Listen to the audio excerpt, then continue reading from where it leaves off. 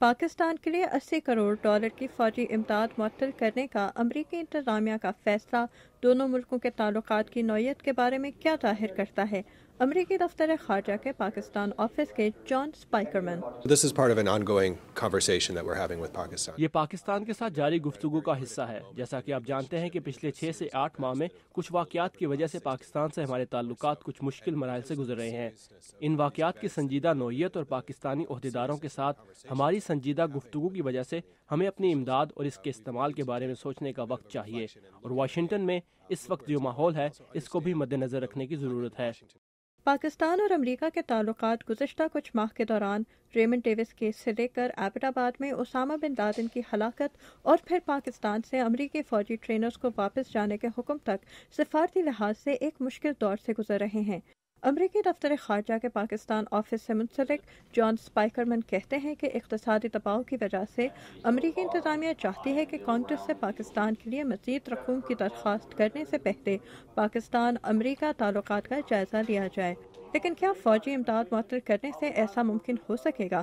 We'll see. We'll have to ہم دیکھیں گے. ہم پاکستان کے ساتھ اعلیٰ سطحی گفتگو جاری رکھیں گے اور یہ بات بھی مد نظر رکھیں گے کہ پاکستان کو اس علاقے میں جن انتہا پسندوں سے خطرہ درپیش ہے انہی سے امریکہ اور دوسرے ملکوں کو بھی خطرہ ہے. ہمیں مل کر ایک مستحکم پاکستان اور مستحکم افغانستان کے لیے کام کرنا ہوگا. and a more secure Afghanistan. Washington کے think tank Middle East Institute کے مارون وائنبام کہتے ہیں کہ امریکی انتظامیہ کا یہ فیصلہ پاکستان کے لیے اب تک اپنائی گئی حکمت عملی سے مختلف ہے. But it is a high-stakes gamble now. لیکن امریکہ کا یہ سمجھنا بھی خطرے سے خالی نہیں کہ کچھ امدادی رقم کی ادائیگی معطل کرنے سے پاکستان کا رویہ بدل جائے گا. میرا نہیں خیال کہ پاکستان کے رویے میں کوئی تبدیلی آئے گی، کیونکہ پاکستان میں جو رائے پائی جاتی ہے اس سے مجھے نہیں لگتا کہ پاکستان اس قسم کا تعاون کر سکے گا جتنے کا امریکہ خواہش مند ہے. Climate of opinion inside Pakistan.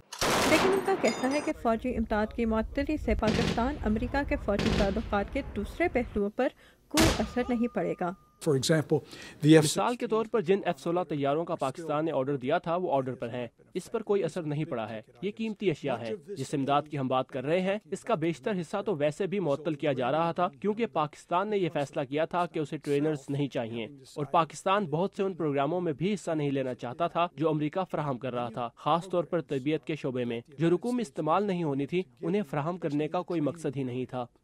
Pakistan کا موقف ہے کہ امداد پر شرائط لاگو کرنا اس کے لیے قابل قبول نہیں ہے، اور واشنگٹن میں بعض ماہرین کو فکر ہے کہ امریکہ کے اس فیصلے کی وجہ سے پاکستان امریکہ تعلقات میں مزید تناؤ پیدا ہو سکتا ہے. We'll try to mitigate to whatever extent we can. ہم کوشش کریں گے جیسا کہ ہم گزشتہ کچھ ماہ سے کر رہے ہیں کہ پاکستان اور امریکہ کے تعلقات میں خلل نہ آئے، لیکن غیر فوجی امداد ہمارے تعلقات کی بنیاد رہے گی.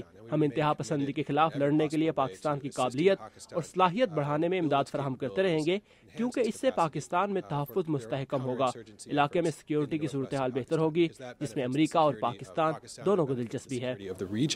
پاکستان کے مطابق امریکہ کے فوجی امداد معطل کرنے سے انتہا پسندوں کے خلاف پاکستان فوج کی کارروائیاں متاثر نہیں ہوں گی، کیونکہ ان کارروائیوں کے لیے پاکستان فوج اپنے وسائل پر انحصار کر رہی ہے.